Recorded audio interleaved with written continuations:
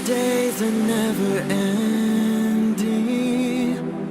when the nights are feeling lonely, there's a place that I can go, where the birds are free to roam, in the sky, flying high, over fields of green, and where the stars inside the sky, we're the last ones shining bright, pushing through the storm tonight, we'll be burning on and on and on. We're the stars inside the sky, we're the last ones shining bright, pushing through the storm tonight, we'll be burning on and on and on.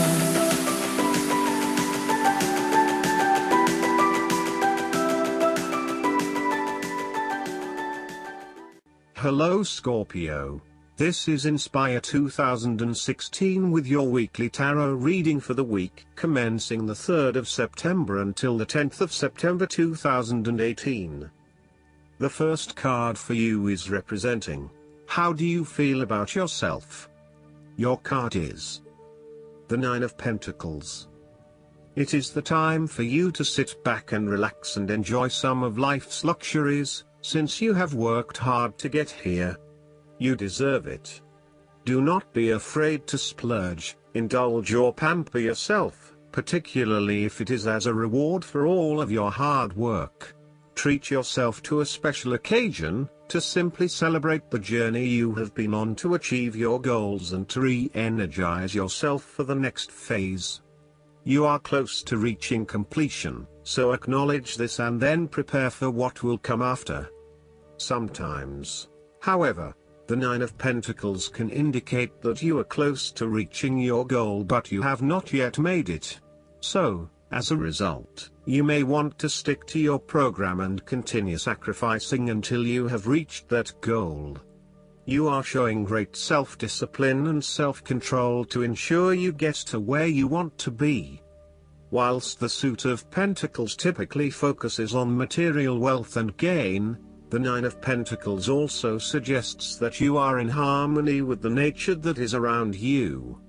You have an appreciation for the beauty and abundance found in nature and you are able to harness this energy to bring pleasure into your life. You may enjoy gardening or floristry, or you may simply like to pass your time in the beauty of nature with picnics or walks in the park. The second card for you is representing, what do you want most right now? Your card is the Ace of Cups. What do you want most right now is a new beginning of love, happiness and compassion. It can indicate the start of a new relationship, be it a friendship or a romance.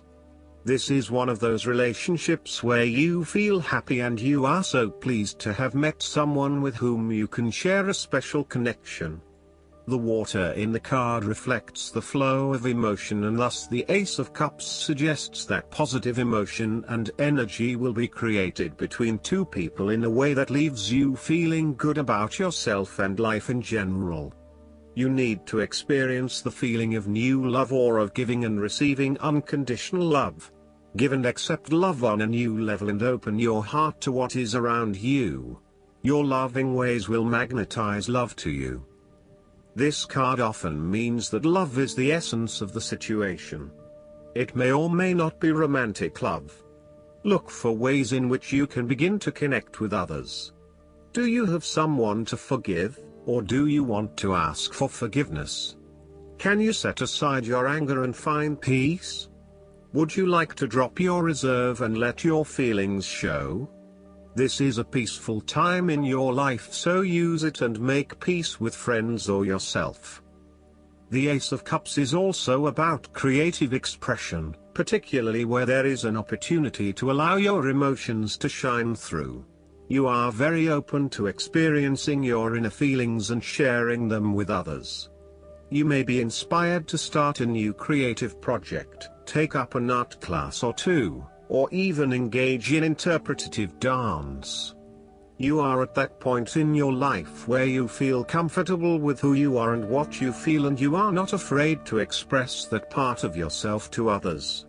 You see new potential in allowing your creative juices to flow, and as such, You are open to new possibilities and stimulating your imagination to allow your talent to unfold. The third card for you is representing your fears. Your card is the Ten of Cups. You may be afraid and have been hoping for some special time with a loved one, but it feels as if everything is falling apart at the seams. You may be quarreling, not spending enough quality time together, or not really respecting or caring for each other. Your hopes of a harmonious relationship are being thwarted, for now. Aim to treat each other with respect and love in order to restore harmony and peace to your relationship. Focus on how you can treat others with compassion and respect, in order for them to eventually follow suit and give you the same treatment. This card can also highlight when there is a misalignment of personal values. You are not living by your personal values and you are not being true to yourself. You are allowing others to determine what will and will not make you happy rather than looking within for that source of fulfillment. As a result, you are questioning whether you really believe in what you are doing. While you are madly rushing around trying to get things done, it is also very important that you address any lingering issues of values alignment with what you are doing. Otherwise, this may become a showstopper later down the track. In terms of your relationship, you are neglecting your family while you pursue more material goals such as progressing your career or making more money. Your work-life balance is out of whack and you are spending less and less quality time with your family. You need to be clear about where your personal values lie and what is truly achievable. If you continue to neglect your family, you will find that relationships will suffer and you may not be able to achieve an overall sense of contentment and happiness as planned. The fourth card for you is representing what is going for you. Your card is the King of Swords. You need to adopt a very stern but fair role. You have clarity of mind and can perceive the truth right now, so you must take the lead with providing an objective point of view. You are well positioned to judge your situation appropriately and identify the limiting behaviors that are getting in the way. This is a time when you need to leave emotions out of it, and remain as objective and rational as possible. You may need to reason with others and be quite direct about what you are observing. You may be concerned that you are not being particularly caring or sympathetic, but at this point in time, this detachment is what is needed most. Similarly, the King of Swords encourages you to use your logic and intellect to navigate your path ahead. You will need to get to the heart of the matter, make firm and well-researched decisions, and ensure that you are firm but fair in your dealings with others. You need to be able to take any situation, look at it with total impartiality, and then come to a decision that is both fair and insightful. Oftentimes, the King of Swords represents a professional advisor, such as a solicitor or attorney, financial advisor or taxation consultant.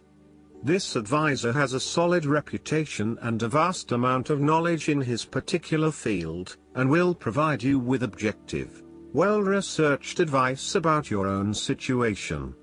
He is completely impartial, and will draw upon his experience and his innate knowledge of the rules, systems and structures that are in place.